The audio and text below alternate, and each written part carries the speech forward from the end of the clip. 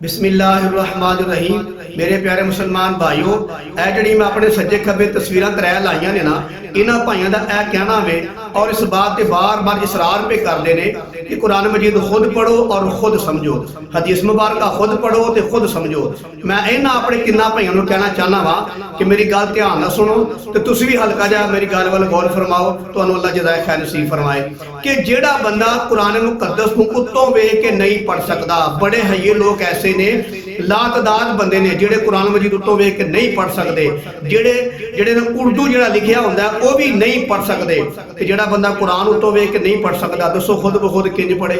जिहड़ा उर्दू भी लिखी हुई नहीं पढ़ सकता, दसो खुद ब खुद किवें पढ़े?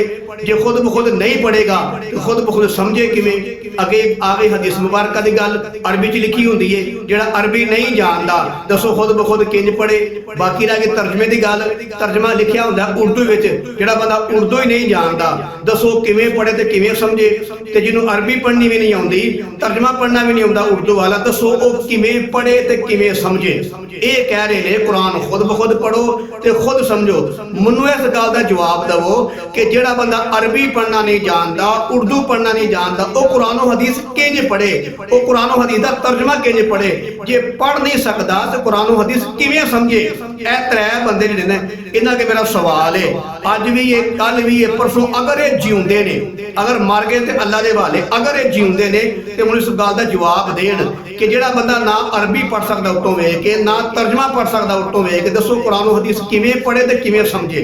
एक दूजी बात है कि तुसीं माशरा इन्ने पढ़े लिखे हो, तुसां प्राइमरी पढ़े है, उस तो बाद तुहां वड्डे स्कूल जाके मिडल कीता है, मैट्रिक कीता है, 12 पढ़ियां, 14 पढ़ियां, 16 पढ़ियां, बड़ी तलीम हासिल की जे।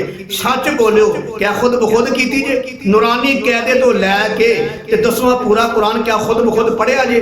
क्या उर्दू जिहड़ा खुद ब खुद घर बह के पढ़िया जे? या पहले प्राइमरी स्कूल गए हो, उस तो बाद वड्डे हाई स्कूल गए हो, फिर उस तो बाद कॉलेज गए हो, यूनिवर्सिटी गए हो? क्या बगैर उस्ताद तुसां तलीम हासिल की है? तुसीं भी तो एडे वड्डे हो, एडे समझदार बनदे हो पे, एडे अकलमंद बनदे हो पे, वो क्या तुहां जिहड़ी तलीम हासिल की है प्राइमरी तो लैके ते अपनी आखिरी तलीम दिन तक, वो क्या तुसां खुद ब खुद की है या उस्ताद कोलों की जे? अगर तुसां खुद ब खुद की है फिर तो तुसीं अपने मौकफ ते सच्चे हो। अगर तुसां कैदे तो लैके अपनी आखिरी दिन की तलीम तक तुसां किसी उस्ताद कोलों पढ़िया है ना, फिर यह मुनाफकत की हुई? लोकां नूं कहण दे हो कि बगैर उस्ताद तो पढ़ो समझो, और आप ही तुसीं उस्ताद कोलों पढ़े हो, उस्ताद को समझे हो। दो बातां। तीजी बात यह वे कि जिहड़े मदरसे ना, मदरसे देवबंदियां दे, भाबियां दे, बरेलवियां दे, उन्हां कोल जाओ, जाके उन्हां नूं आखो ए मुंडियां नूं घर घाल दवो, क्योंकि तुहाडा मौकफ है वे कि उस्ताद तो बगैर पढ़ो, खुद ब खुद पढ़ो, खुद ब खुद समझो। कि इन्हां बच्चों नूं कहो कि कुरान खुद ब खुद घर पढ़न जाके, समझण भी घर बह के, हदीस मुबारक घर पढ़न जाके, खुद ब खुद हदीस नूं घर बह के समझण, क्योंकि तुहाडा मौकफ है। यानी मैं फोटोआं लाइयां सज्जे खब्बे, इन्हां दा मौकफ मैं बयान करना पिया। ये आंदे ने कुरान खुद ब खुद पढ़ो ते खुद ब खुद समझो, दीन खुद ब खुद पढ़ो ते खुद ब खुद समझो। ते मैं कहना चाहना वा कि मदरसे च जाओ ते जाके अपना मशवरा रखो, जिहड़े हाफिज साहब हिफज दी क्लास पढ़ा रहे ने उन्होंने जाके आखो कि बच्चों नूं घर घाल दवो, खुद ब खुद जाके तलीम हासिल करन। ते जिहड़ा कारी बनवा रहा है उन्होंने भी यह गल करो, जिहड़ा बहुत बड़ा आलम दीन अपने थले आलम दीन तैयार करता है उन्होंने भी यह गल करो कि जनाब तुसीं किहड़े पिंडे पे हो। इन्हां बच्चों नूं कहो घर जाके खुद ब खुद पढ़ो, कुरान पढ़ो, खुद समझो, इत्थे पढ़ाने की लोड़ नहीं। फिर तुहाडा मौकफ अगर मन्निया गया तो देवबंदियां दे, वाबियां दे, अहले हदीसां दे, बरेलवियां दे, शियां दे सारे मदरसे ठप हो जाएंगे, सारा निजाम बंद हो जाएगा। तो जिहड़ा हाफिज साहब हिफज दी क्लास पढ़ा रहे सन, ज़ाहिर तनख्वाह लै रहे सन, जिहड़े कारी साहब कारी तैयार करते सन पे, ज़ाहिर तनख्वाह लै रहे सन, जिहड़ा बहुत बड़ा आलम दीन वो निक्के आलिम बना रहा ही, तैयार करता ही पिया, ज़ाहिर तनख्वाह लै रहा सी।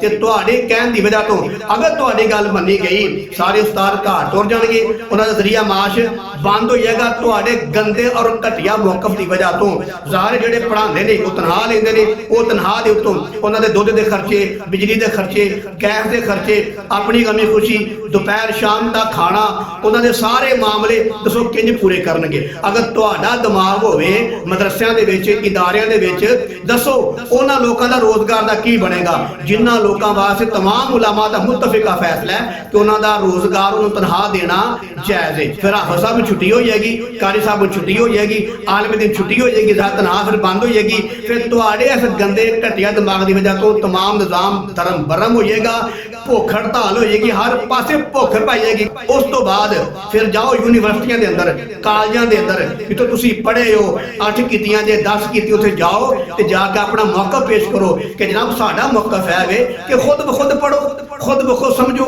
इदारा खोलन की लोड़ है, यूनिवर्सिटी खोलन की लोड़ है, जाके तुसीं उत्थे अपना मशवरा दवो, फिर वेखांगा तुहानूं वो की जवाब देंदे ने। जी हाँ, जो जवाब वो देणगे वो मेरे वालों समझ लियो। जाके यूनिवर्सिटी के अंदर बड़े बड़े वड्डे इदारां दे अंदर जाके अपना गंदा घटिया और बुरा मशवरा दवो कि जनाब अगर कुरान और हदीस खुद ब खुद पढ़िया जा सकता, समझा जा सकता है, तो ये तलीम उस तो थले वे, लिहाजा इनू भी घर जाके पढ़ो।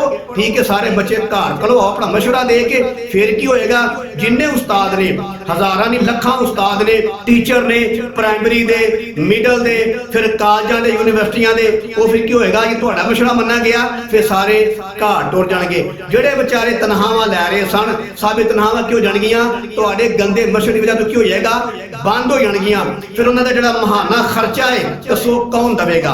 ਫਿਰ ਉਹਨਾਂ ਦਾ ਮਹਾਨਾ ਖਰਚਾ, ਮਹਾਨਾ ਤਨਖਾਹ ਬੰਦ ਹੋ ਜਾਏਗੀ। ਕਿਉਂ? ਉਹ ਤੁਹਾਡੇ ਕਹਿਣ ਦੇ ਮੁਤਾਬਕ ਫਿਰ ਕੀ ਹੋਏਗਾ?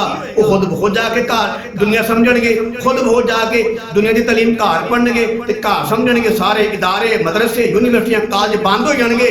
ਫਿਰ ਜਿੰਨੇ ਉਸਤਾਦ ਦੇ ਤਨਖਾਹ ਇਹਨਾਂ ਦੀ ਬੰਦ ਹੋ ਜਾਣੀ ਹੈ। ਫਿਰ ਮਹੀਨੇ ਬਾਅਦ ਦੱਸੋ ਕੀ ਕਰਨਗੇ? ਜ਼ਾਰੇ ਭੁੱਖ ਨਾ ਮਰ ਜਾਣਗੇ। ਉਹਨਾਂ ਦੀ ਗਮੀ ਹੈ, ਖੁਸ਼ੀ ਹੈ, ਕਪੜਾ ਹੈ, ਦੁੱਧ ਹੈ, ਦਹੀਂ ਹੈ, ਬਿਜਲੀ ਹੈ, ਗੈਸ ਹੈ, ਕਿੰਨੇ ਖਰਚੇ ਨੇ। ਅਗਰ ਐੜੇ ਮੈਂ 2-3 ਲਾਏ ਨਾ ਬੰਦੇ, ਅਗਰ ਇਹਨਾਂ ਦੀ ਗੱਲ ਮੰਨੀ ਜਾਏਗੀ ਫਿਰ ਦੀਨੀ ਮਦਰਸੇ ਵੀ ਬੰਦ ਹੋ ਜਾਣਗੇ, ਫਿਰ ਦੁਨਿਆਵੀ ਇਦਾਰੇ ਵੀ ਬੰਦ ਹੋ ਜਾਣਗੇ, ਸਭ ਦੀ ਉਸਤਾਦ ਦੇ ਤਨਖਾਹਾਂ ਵੀ ਬੰਦ ਹੋ ਜਾਣਗੀਆਂ।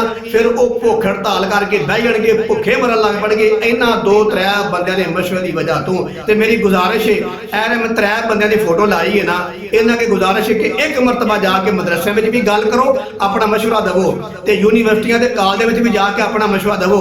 फिर वेखियो इंशाअल्लाह तुहाडी किवें छितर परेड हुंदी है, फिर तुहानूं पता लगेगा।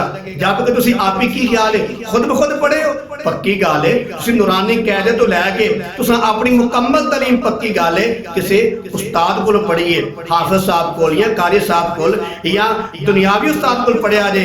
तुसां क्यों नहीं खुद ब खुद घर बैठ के पढ़िया?